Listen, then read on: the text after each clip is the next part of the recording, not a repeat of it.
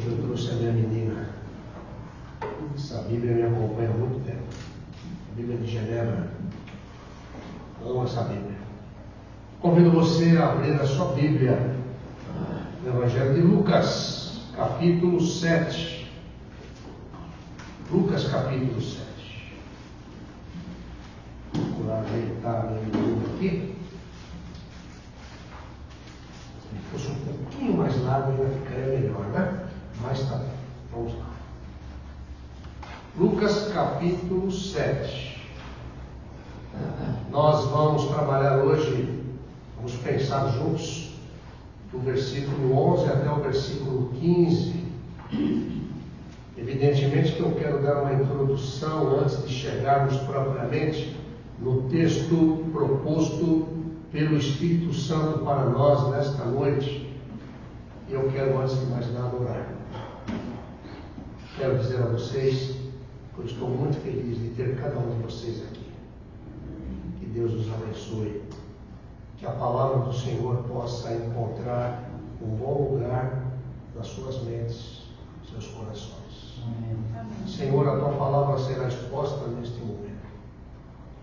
Me submeto a ela e que teu Espírito esteja trabalhando neste momento, que eu me cale e que o Senhor fale, porque nós amamos o Senhor e amamos a tua palavra. Em nome de Jesus. Amém. Amém. Evangelho de Lucas. Se você estiver fazendo o exercício que eu propus a você no último domingo, de você estar lendo os evangelhos, eu sei que muitas vezes estamos cansados, temos um dia corrido, uma cidade como São Paulo, eu acredito que por vezes os afazeres, trânsito, tantas coisas que acontecem conosco, estudo, né? Poderíamos aqui enumerar uma série de situações que cada um de vocês poderia aqui falar para mim nesse momento. Tenho certeza. Às vezes aqueles que têm os vizinhos abençoados, que fazem um barulho inapropriado, em hora inapropriada, não é verdade? Mas o fato é que propus para vocês lerem os evangelhos. E proponho que você comece a ler a Bíblia a partir dos evangelhos. O Evangelho é o poder de Deus. O Evangelho é o poder de Deus para transformar vidas. O Evangelho é o poder de Deus para estar nos ajudando na manutenção da nossa fé. E todos os Evangelhos estão interligados entre si, com fatos que são relatados de uma forma diferente. Às vezes em um evangelho, no outro não. Há fatos que estão registrados somente em um dos evangelhos, dentro da perspectiva daquele autor e daqueles que foram por ele entrevistados, ou aqueles que de fato conviveram com a pessoa de Jesus ou com os apóstolos. Mas o fato é que você, no Evangelho de Lucas, você começa a ver Jesus atuando, e Lucas coloca de uma forma muito preciosa. Eu particularmente gosto dos detalhes de Lucas, e ele coloca a partir do capítulo 4, quando ele tem aí, fala sobre a tentação de Jesus, e Jesus ele inicia a sua missão logo após a sua tentação, após ele ter vencido Satanás através ali daquela guerra espiritual que ocorreu ali naquele deserto, naquele lugar onde Jesus foi guiado pelo Espírito. Mas Jesus, ele começa o seu ministério logo após isso, porque toda vez que somos tentados e resistimos à tentação, nós somos fortalecidos espiritualmente. Nós saímos fortalecidos no nosso espírito. Quando cedemos à tentação, você pode perceber que você fica mal. e depois você, é como se você tivesse que começar tudo de novo, não é verdade? Você vai fazer aquilo, o bem que eu quero fazer eu não faço, o mal que eu não quero eu faço. Palavras do apóstolo Paulo, que relata essa luta nossa contra a tentação. Mas Jesus, em Lucas capítulo 4, mostra que é possível, através da palavra, através da nossa vida espiritual, através da perspectiva da nossa vida espiritual, vencermos as tentações na maior parte das vezes. O fato é que quando vencemos, somos cheios do Espírito.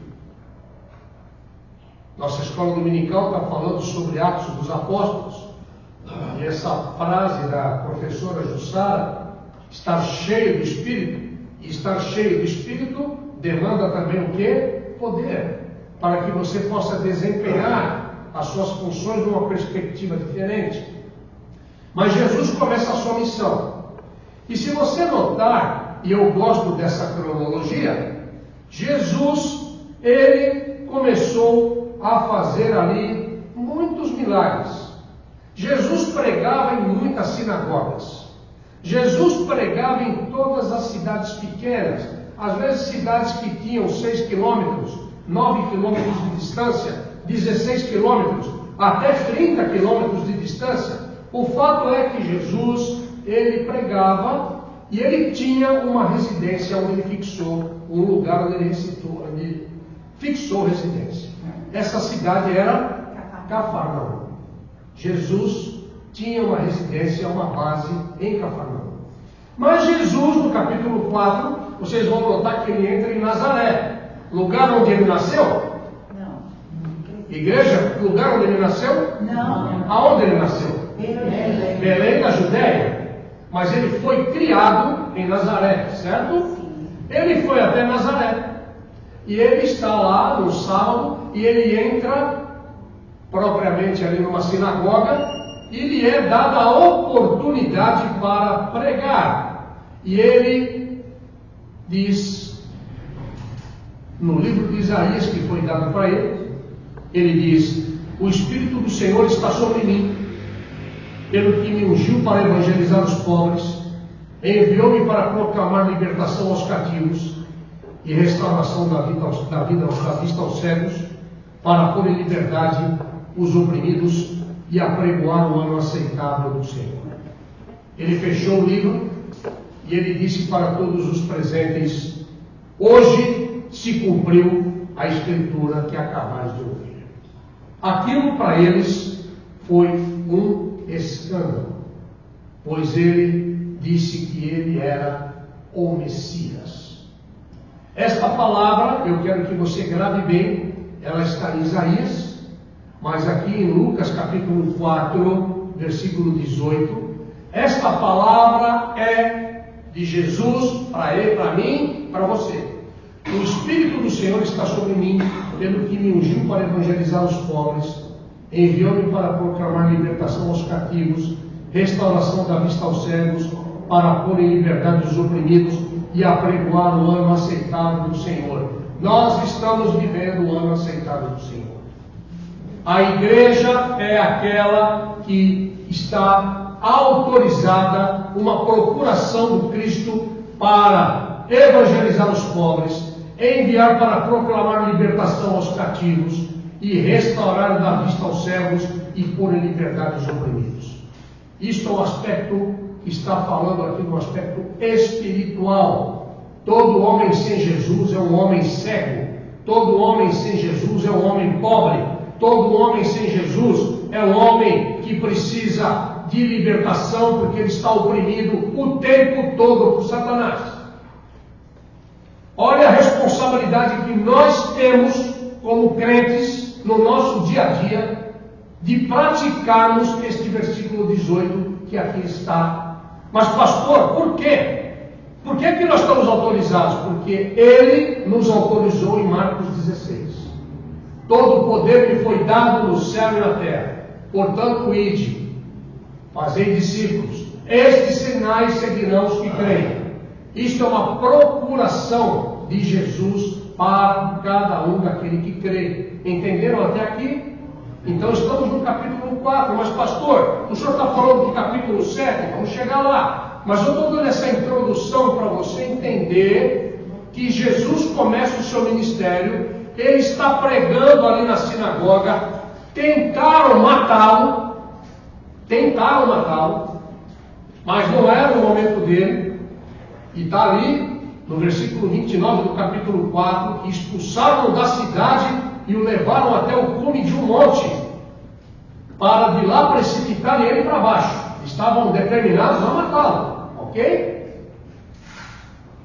Não aceitaram aquilo, mas Jesus passou por entre eles e retirou-se.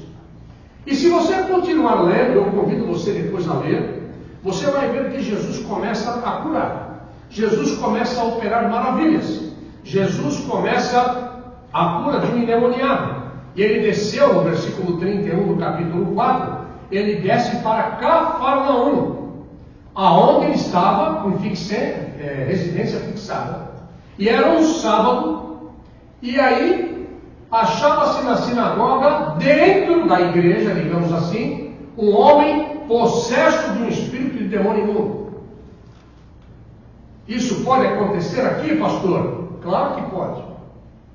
Pode acontecer sim. E Jesus expulsa aquele demônio. Depois Jesus cura a sogra de Pedro. E aí vem a pesca maravilhosa, quando ele vai pregar ali e ele começa a fazer os seus discípulos. Pessoas começaram a segui-lo. E quando ele faz a pesca maravilhosa, que vocês conhecem muito bem, onde está ali Pedro, Tiago, não é? E ele faz aquela pesca. Olha, Senhor, nós não conseguimos, joga para esse lado aqui que você vai ver como vai dar. E vocês veem aquela pesca maravilhosa. Depois ele cura um leproso, ele cura um paralítico, ele convoca Levi, que conhecemos como Mateus, ok? E aí Jesus continua. Mas eu quero entrar aqui no capítulo 6, quando, no versículo 12, naqueles dias retirou-se para o monte, a fim de orar, e passou a noite orando a Deus. Percebam? Esse homem trabalhava? Muito. Trabalhava muito, na verdade? Mas ele tinha tempo para orar. E ele se retirava. E ele passou a noite orando a Deus. Você sabe por que ele passou a noite orando a Deus? Quem sabe, por favor, pode falar. Também. Mas neste momento, sabe quantas pessoas seguiam a Jesus naquele momento? Que eram chamados de discípulos de Jesus? Mais de 100. Ele passa a noite orando a Deus, para que Deus mostrasse para ele quem seriam aqueles que caminhariam mais estreitamente com ele. Foi aí que ele escolheu os 12. Você sabia disso? Então anota na sua Bíblia, ou anota aí no seu caderninho, que você deve ter seu caderninho, ok? É bom que você saiba dessas coisas. Isso é Bíblia, isso é história, isso é fato. Então, quando amanheceu, ele chamou assim os seus discípulos e ele escolheu quantos? 12. 12 dentre eles, dentre mais de 100. Quem foi que mostrou esses 12 para ele? O Pai. Mas por que o Pai mostrou? Porque ele ficou sentado no barco olhando o mar, olhando a maré. Olha que maré linda, como o mar está bonito hoje, não é verdade? Não. Ele se deleitou em oração. Nós queremos ver algumas coisas resolvidas na nossa vida? Nós queremos ter coisas para resolver em nossa vida de uma forma séria, de uma forma que agrade a Deus? Ore. Temos que orar. E Jesus nos ensinou. E ele escolheu os 12. E a partir disso, ele continua, mas exercendo agora com os 12. E se você ler aqui no capítulo 6, ele cura muitos enfermos. E aí ele começa o famoso Sermão do Monte. O Sermão da Planície, tem vários termos, mas o Sermão do Monte, que é o mais conhecido. Ok? Quando Jesus termina todo este ensino, e aí entramos no capítulo 7, tudo bem? Cheguei no capítulo 7, hein? Tá bom? Quando ele ensina tudo isso, ele termina o Sermão do Monte, que você já leu nos Evangelhos, e em Lucas está resumido ali. Tendo Jesus concluído todas as suas palavras, eu estou no capítulo 7, no versículo 1, dirigidas ao povo, ele entrou onde? Ele entrou na cidade, na sua base. A base dele era Cafarnaum. Ele precisava ter uma caminha para deitar, ele precisava ter a casa dele, ter a privacidade dele, como todos nós. Todos nós precisamos da nossa casinha. Quem aqui não gosta de ter a sua casinha aqui, de ter a sua privacidade? Eu gosto. Né? Se eu saísse daqui para pregar aqui, pregar ali, vou em Portugal, vou ali, mas a minha base é onde? São João Clima. É minha base. Me sinto seguro, me sinto feliz na minha base. Então Jesus tinha a sua base em Cafarnaum. E aí acontece algo. Acontece algo de um servo de um centurião.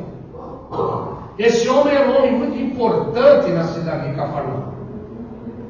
Se vocês, não sei se vocês têm conhecimento do que ele fez na cidade de Cafarnaum, na sinagoga. Vocês têm noção do que ele fez ali? Este homem financiou a construção da sinagoga. Pensa em granito, pensa em coisa de primeira. Pensa numa coisa bonita. Um acabamento. Esse homem pegou e fez lá. Então, ele era um homem temente a Deus. Ele conhecia a Deus. E ele tinha ouvido falar a respeito de Jesus. O que Jesus fazia, a fama de Jesus estava correndo por toda parte. E ele tinha conhecimento disso. E um servo dele estava doente, quase à morte. Mas a palavra de Deus diz que ele estimava muito este servo. Ele gostava muito deste servo. Sabe quando você tem um funcionário, um colaborador, uma pessoa que caminha com você, que te é muito querido? Aquela pessoa fiel, que realmente é como um escudeiro para você. Sabe do que eu estou falando? Era este servo para esse centurião. Era uma pessoa muito cara para ele. E ele tinha ouvido falar a respeito de Jesus. Em primeiro lugar, ele enfiou os anciãos judeus, os principais da sinagoga. E chegaram a Jesus e suplicaram a Jesus, dizendo: olha o que eles falaram a respeito do centurião. Ele é digno que você faça isso para ele. Fala isso para o próprio Deus, não é? Mas Jesus é maravilhoso, ele é muito bom. Ele ouviu, porque ele é amigo do nosso povo. Ele mesmo edificou a sinagoga, está no versículo 5. Jesus falou alguma coisa? Não. Jesus foi com eles. E Jesus chegou perto da casa do centurião. O centurião, diz a palavra, que enviou amigos dele para falar em nome dele para Jesus. O Evangelho de Mateus, por isso eu convido você a ler sempre os Evangelhos, você vai perceber que era costume você mandar amigos na frente para falar em teu nome, mas isso não implicava que você necessariamente, de forma respeitosa, estivesse também junto do grupo. E o centurião estava com o grupo. Tanto que em Mateus 8, salvo engano, Mateus capítulo 8, versículo 6, o centurião fala com Jesus. Os amigos falam com ele, mas aí o Senhor fala com ele e diz: não te incomodes, porque não sou digno de que entres em minha casa. Primeiro, os anciãos estão falando a respeito dele. Ele é digno. Ele mesmo falando com Jesus: eu não sou digno. Essa deve ser a nossa postura. Nós não somos dignos. Muitas pessoas podem dizer a respeito da gente que somos dignos, mas diante do Senhor sempre tenha a sua consciência, a sua humildade de que você não é digno. Ele é digno. Você não é digno, nem eu sou digno. Ele é digno. Aprender essa lição? Essa lição está aqui no texto. O próprio centurião, com todo o poder que ele tinha, influência, falou: eu não sou digno que você entre na minha casa. Por isso, eu não me julguei digno de ir falar contigo. Eu não me julguei digno. Porém, manda com uma palavra que o meu rapaz será curado. Tem fé ou não tem fé? O homem é forte ou não é forte? O homem conhecia das Escrituras, tinha um convívio. Provavelmente um romano, centurião romano, com certeza, cansado das idolatrias romanas, ele fez tudo pelo povo porque ele entendeu que ali existia um Deus verdadeiro. E ele estava agora de frente com o próprio Deus, com o próprio grande eu sou diante dele, não é? Porém ele disse, ele também conhecia uma coisa: a autoridade. Eu sei o que é autoridade, Jesus. Eu tenho pessoas que estão no meu comando. Eu digo vai, ele vai. Faz, ele faz. Então, Jesus ficou ali maravilhado. Jesus ficou maravilhado 2 vezes somente. A Bíblia diz que ele ficou maravilhado com a atitude desse centurião e ficou maravilhado, admirado com a questão da incredulidade. Os enviados encontraram o curado cego. E ele diz, Jesus falou: pode ir que o rapaz vai ser curado. Uma palavra será curada. Jesus deu uma palavra. Nesse meio tempo, entramos no nosso texto propriamente. Agora entramos na proposta de hoje, que é a fonte bendita. Jesus, em Cafarnaum, ele cura o servo do centurião, ele elogia a fé do centurião. Nós não sabemos o tempo, a palavra diz em dia subsequente, não quer dizer que foi logo no outro dia, mas provavelmente se passaram alguns dias e Jesus resolve visitar uma cidade, ou seja, Jesus sai em missão.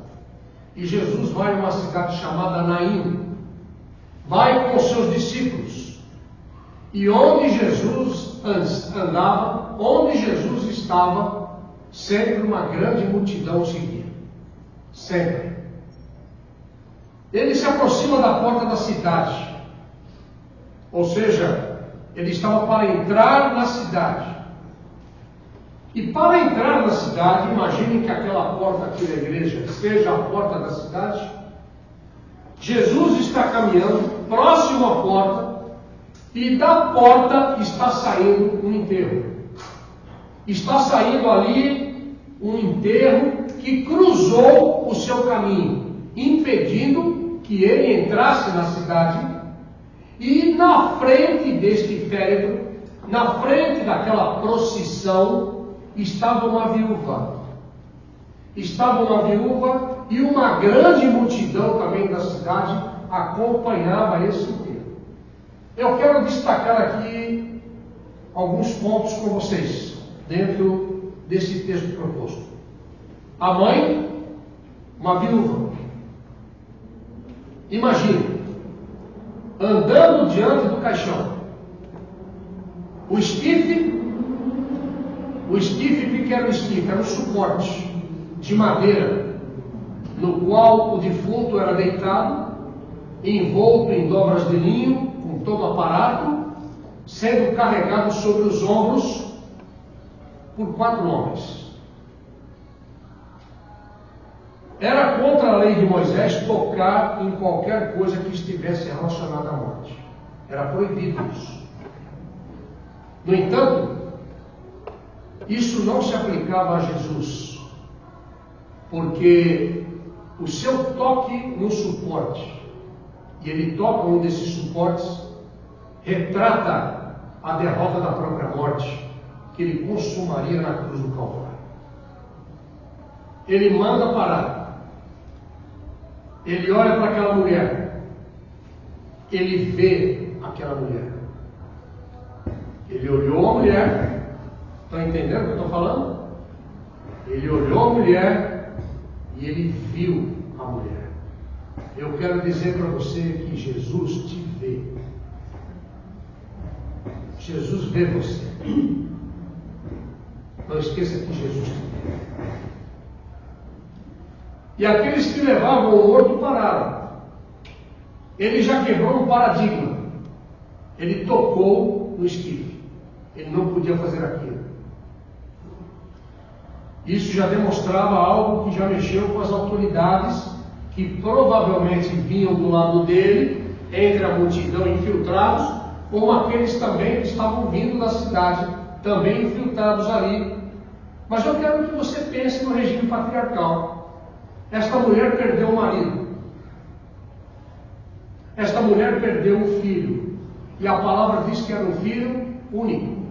O único filho dela. Eu passei por uma situação agora recente de um casal de amigos que perdeu num acidente aqui na Anchieta. A questão de 2 meses, tem isso. Perdeu um único filho. Então imagine você perder o seu único filho. Aquela mulher estava praticamente desesperada. Aquela mulher, ela pensava que estava tudo acabado. Porque quando ela nasceu, menina, ela casou, ela foi ensinada que a sua vida dependia do marido e ia depender talvez dos filhos que Deus lhe desse. Isso é cultural. Está entendendo a situação dessa mulher? Esta mulher está saindo da cidade com o filho morto, sem marido. O que seria dessa mulher? Como é que estava a cabeça desta mulher? Ela foi ensinada de que ela dependia totalmente do marido e do filho, que já não estava mais ali. Ela estava se sentindo um nada. E Jesus olhou para ela, mas Jesus veio e disse: não chore. Jesus exerceu ali compaixão. Percebam que se você ler o Evangelho de Lucas, é a primeira vez no Evangelho aqui que ninguém vai atrás de Jesus para ser curado. Ele vai, por sua livre e espontânea vontade, exercendo amor e compaixão direto àquela mulher, exercer a restauração para aquela mulher. Jesus fala com o morto. Vocês sabem que uma pessoa morta depois de 3 dias era algo que o judeu ainda aceitava, né? Ainda 3 dias se ele ressuscitar, mas depois de 4 dias era difícil. Não se aplica aqui, a palavra não diz isso, mas a palavra só fala isso sobre Lázaro. Porque Lázaro, quando ele ressuscitou Lázaro, foi a manifestação de que ele era o Messias. Sempre as declarações levam as pessoas a entenderem, na cultura deles, que ele era o Messias. Ok? Mas ele fala com o morto. Ele quebrou outro paradigma, porque ele não podia tocar. E agora fala com o morto. E aí, o que acontece? O morto senta e começa a falar. Ele ressuscita aquele filho. Eu quero pensar com você sobre algo, para você não esquecer. A graça de Deus desconstruiu uma ideia na cabeça daquela mulher, quebrando outro paradigma. E sabe qual o paradigma? Ai de mim. Há muito ai de mim em nós. Satanás, ele vai procurar fazer com você, meu irmão, minha irmã, você que me ouve, ele vai procurar fazer com você o que ele fez com esta viúva. Bloquear a mente da pessoa. para que a pessoa não possa ver as possibilidades. Por isso nós temos um alto índice de suicídio. Por isso nós temos um alto índice de depressão, que é a doença do século. Porque as pessoas estão tão bloqueadas na sua mente. Há uma construção na mente que bloqueia a pessoa de poder enxergar a possibilidade de algo, enxergar a luz. A pessoa que está na depressão, a pessoa que está com essa construção na mente, essa pessoa não consegue ver possibilidade alguma, ela só consegue ver trevas. Por isso é muito difícil você muitas vezes evangelizar determinadas pessoas, porque a pessoa já está tão bloqueada e às vezes tão tomada por espíritos malignos. Posso falar abertamente com vocês aqui, não é? Porque às vezes as pessoas estão totalmente tomadas na sua mente e elas não têm nem consciência disso. Mas basta uma palavra, basta jejum, basta oração, basta foco, que vai manifestar. Vai manifestar.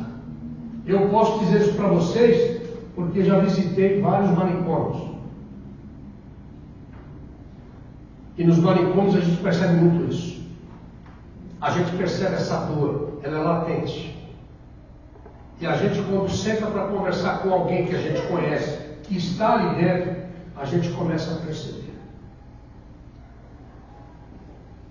Esse é um outro assunto que eu tenho relatos para dar do que aconteceu de fato lá dentro. Mas eu quero voltar ao texto. Quando Jesus está presente, Jesus desconstrói uma ideia. Jesus desconstruiu a ideia da cabeça daquela mulher. Aquela mulher estava com ai de mim. Ai de mim. É uma verdade que se constrói. Ai de mim, se não fosse isso. Ai de mim, se não fosse isso, aquilo. Mas aí, quando Jesus ele entra na vida daquela mulher, Jesus constrói a verdade sobre o ai de mim. Se não fosse a presença de Jesus, se não fosse a graça, a misericórdia de Jesus, o que seria daquela mulher? Jesus organiza a mente daquela mulher. Jesus coloca todos os ais dela no chão. Jesus ensina para ela e para nós hoje aqui que nos homens nós precisamos uns dos outros. Mas Jesus ensina que é dele que nós temos que depender. Se você não gravou nada do que eu falei até agora, eu só quero que você grave essa frase. Precisar é diferente de depender. Nós precisamos. Muitas vezes nós priorizamos o precisar. Nós precisamos da dor da morte. Nós precisamos, muitas vezes, damos uma prioridade na nossa mente daquilo que nós estamos passando, da morte de um ente querido, que aquilo fica e nos trava, a gente não consegue caminhar. A traição, uma amizade desfeita, relacionamentos que não vão bem, depressão, e a gente começa a permitir que bloqueie a nossa mente, bloqueie a nossa ação, porque nós priorizamos aquilo que precisamos. Eu preciso. Mas eu quero dizer para você que Jesus é amigo para todas as horas. A gente se comporta muitas vezes como se a gente dependesse das coisas. A gente se comporta muitas vezes como se a gente dependesse de pessoas. E a gente não depende das pessoas. A gente depende de Jesus. Então você coloque isso na sua mente. Porque isso é palavra de Deus para você nesta noite. Esta palavra veio para mim, para o pastor primeiro. Para que o pastor em madrugadas ficasse de joelho. E dissesse, Senhor, perdão por precisar tanto e depender menos do Senhor. Eu preciso depender mais do Senhor e precisar menos. É disso que o textual, a mensagem principal desta ressurreição do filho da viúva de Naim é esta. Queridos, cuidado para não priorizar. Olha a mulher de Jó. A mulher de Jó chega, aquela abençoada, chega para Jó, a situação de Jó numa situação difícil. Jó sofrendo um ataque do maligno. E a mulher chega, amaldiçoa o teu Deus e morre. Por quê? Porque eu preciso de dinheiro, eu preciso de status, eu preciso dos meus filhos, eu preciso dos bois, eu preciso dos camelos, eu preciso da minha casa linda, eu preciso de tudo, eu preciso disso, eu preciso daquilo, eu preciso do carro do último tipo. A gente precisa de muita coisa. Eu pergunto, você precisa? Você precisa mesmo de tudo que você acha que precisa?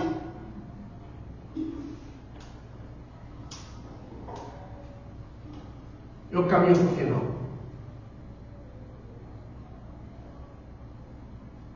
Jesus ensinou para essa viúva. Ela disse, na cabeça dela, ela precisava dos homens, não precisava. Ela precisava, não ter ninguém agora comigo. Ai de mim, e agora? Mas quando ela encontrou Jesus, ela entendeu. E a mensagem que Jesus passou: mulher, você depende de mim. Irmãos, irmãs, você que me ouve, nós dependemos de Jesus. Glória a Deus.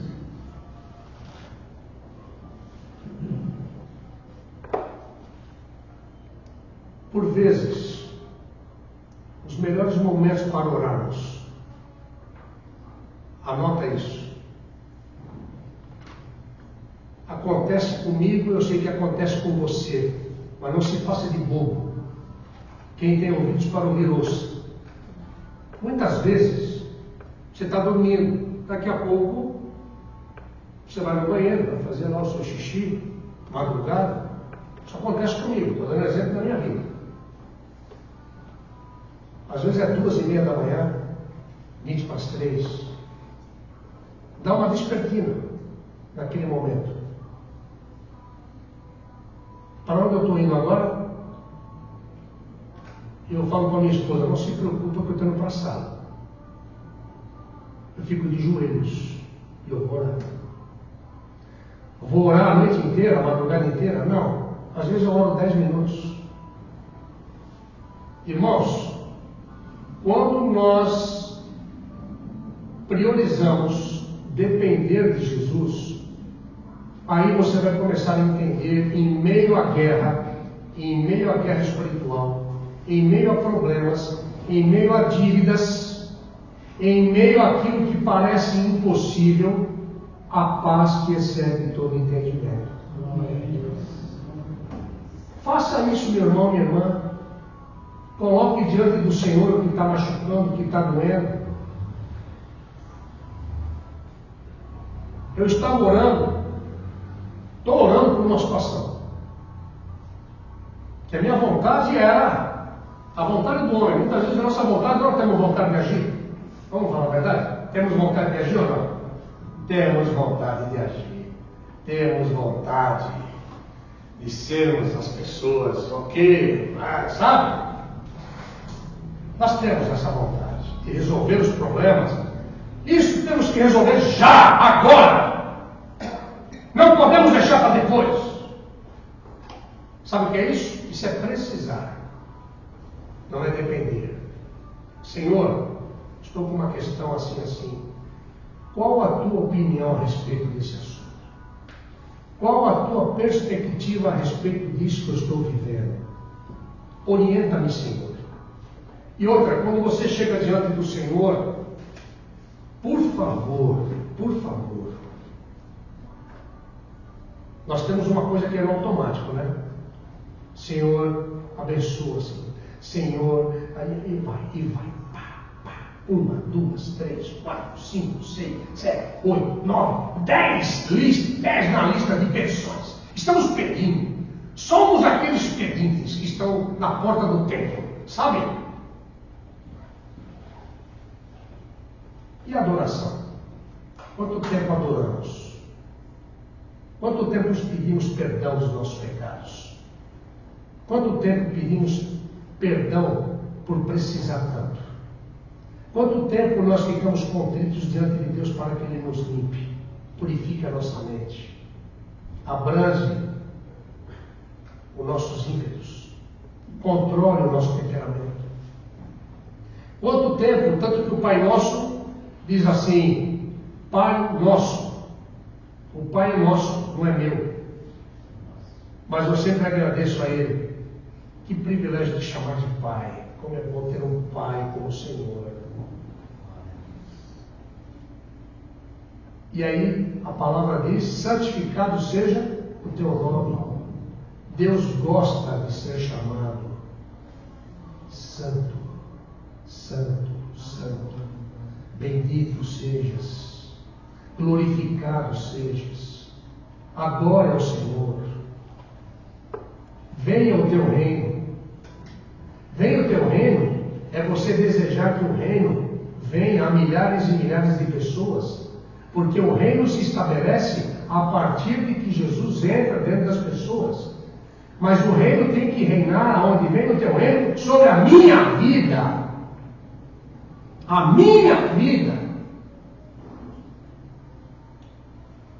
Que o teu reino se estabeleça dentro de mim. Seja feita a tua vontade aqui na terra, como ela é feita no céu. Seja feita a tua vontade, como ela é feita no céu, na minha vida. Jesus está falando com a gente, na minha vida. E quando você consegue entender esses princípios, você consegue dar-nos o pão para daqui a um mês. Dar-nos o pão para o dia de hoje. Aí você entende o que Jesus está dizendo. Não se esqueça, meu irmão, eu caminho aqui para o final. Das pessoas, das coisas, nós precisamos. Nós precisamos. Mas não esqueça do algo que é primordial para você, crente. Porque senão você vai viver como aquele cara que não conhece a Jesus. A sua fonte de dependência sou eu, de Jesus. Nós dependemos do grande eu sou. Ficou claro isso? Se não gravou nada, você também está me ouvindo, se não gravou nada, todo sermão tem um algo que é a mensagem principal que o Senhor traz para a gente. E eu falei para minha esposa, a mensagem principal de Deus para nós é: precisar é diferente de depender. Não tem nada melhor do que depender. Porque Ele sabe tudo que nós precisamos. Ele é o nosso Pai, Ele é o nosso amigo, Ele é o nosso supridor. Ele sabe o que precisamos. Eu estava orando. Vou dar agora um testemunho aqui. Testemunho prático. Estamos passando. Quem que não tem problemas aqui? Deus usou um dos meus colaboradores para dizer: Isidro, você precisa sair. Você precisa fazer uma visita em tal lugar, assim. Peguei, guardei aquilo no meu coração e fui. Fui visitar uma das grandes companhias para as quais eu trabalho. Fui muito bem recebido. Nestas horas, o nome de Jesus é honrado. E pude falar do amor de Deus a muitas pessoas ali. Nos conhecemos há 30 anos, Isidro. Você é uma pessoa assim. Falando, né? E eu no meu coração, depois eu orei: não sou digno. O Senhor é digno. Porque Deus é digno, não nós. É Ele que nos dá isso. Compreende? Irmãos, daquela conversa, eu falei: olha, aí sim, quando você coloca a dependência, o Espírito te guia, certo? Olha o que aconteceu comigo. Conversando com um dos supervisores desta companhia, eu disse que estava tentando entrar numa companhia, como parceiro de uma companhia. Não vou citar agora os nomes. E ele falou, eu conheço uma pessoa aqui assim, assim. Pode deixar que eu vou escrever para ele agora. E ele escreveu. Uma semana depois, uma pessoa entrou em contato no meu WhatsApp. Sou fulano de tal do grupo tal, de uma seguradora grande, internacional.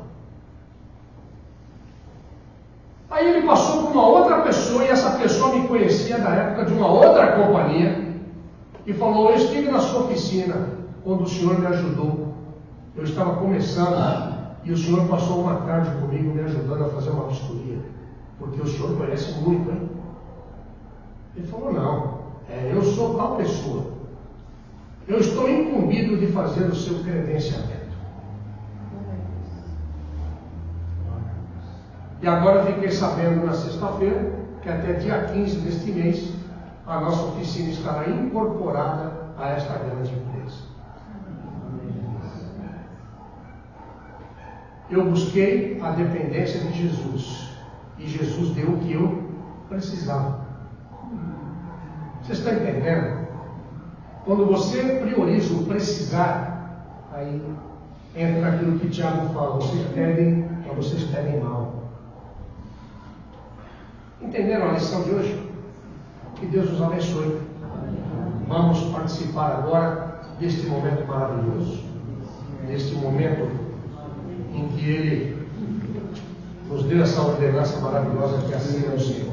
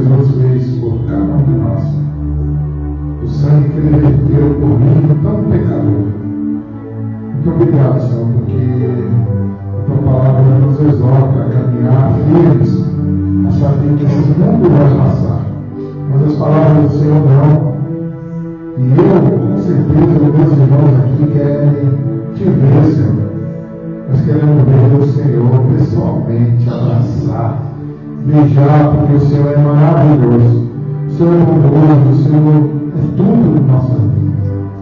Muito obrigado, porque o Senhor quer um bem muito grande a cada um e para mim.